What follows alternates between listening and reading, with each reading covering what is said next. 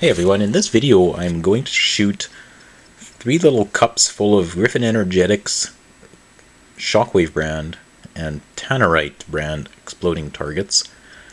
And I originally did this test using a .223 caliber rifle, which you can see on the right there. And I had a couple of partial detonations, and the results were not representative of the experience I've had with these 3 brands of exploding target.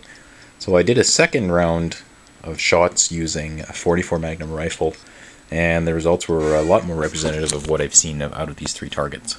So that's what you're going to see next. Okay, that's Tannerite. Next up is going to be Shockwave. I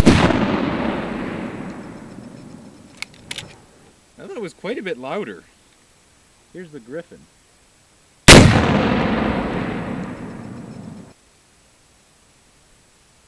So here we're going to look at the first 2 frames of each explosion, and you can see that the first frame is always a fireball, the second frame is always a smoke cloud, so the fireball lasts less than a 60th of a second.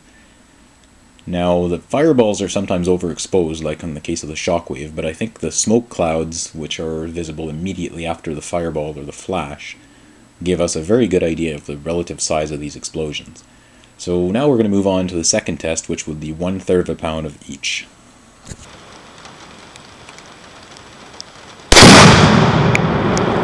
Finally! Shockwave!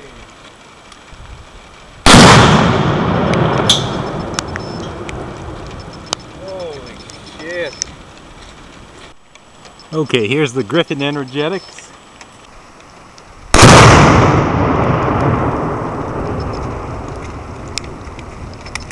So here's a look at the first frame of each explosion side by side.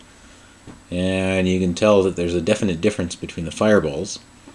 Now I think this is not that useful in terms of comparing them, because it's quite probable that the Tannerite fireball was captured at the time when it was starting to fade.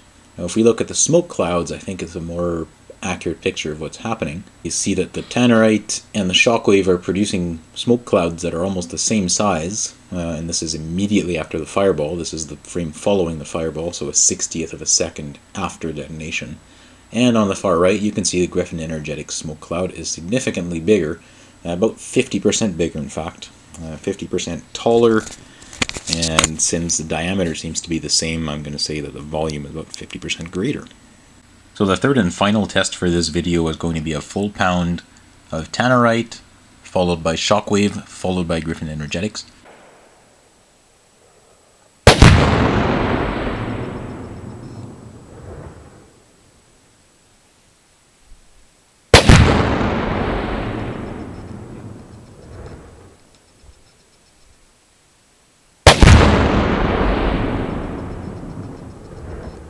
When I did this, the lighting wasn't ideal, so I apologize if the quality of the video isn't that great, but I think the audio will give you a rough idea of which one is the loudest.